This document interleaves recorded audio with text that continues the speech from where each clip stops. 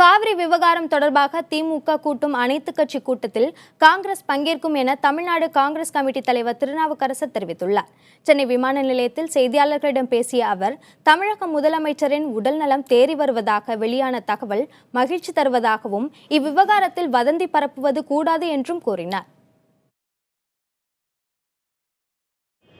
சந்தேகங்கள் எழுப்புவது என்பது வேறு, வேண்டுமென்றே உள்நோக்கத்தோடு உடல்நலம் தேறி வருகிற சூழ்நிலையில் அபாண்டமாக அநியாயமாக எழுதுவது,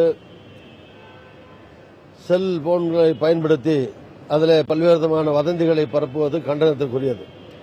அதே நேரத்தில் ஜனநாயக நாட்டில் பொதுவான கருத்துக்கள் சொல்லுகிற போது பழிவாங்குகிற விதத்திலேயோ ஒரு கட்சியை ஒடுக்க வேண்டும் என்பதற்காகவோ ஒரு கட்சியினுடைய நிர்வாகிகளையோ தோழர்களையோ பயமுறுத்தவோ அச்சுறுத்தவோ உள்நோக்கத்தோடு காவல்துறை இந்த அதிகாரங்களை பயன்படுத்தி பிற கட்சியினுடைய தோழர்களை நசுக்குகிற காரியத்தையும் செய்யக்கூடாது.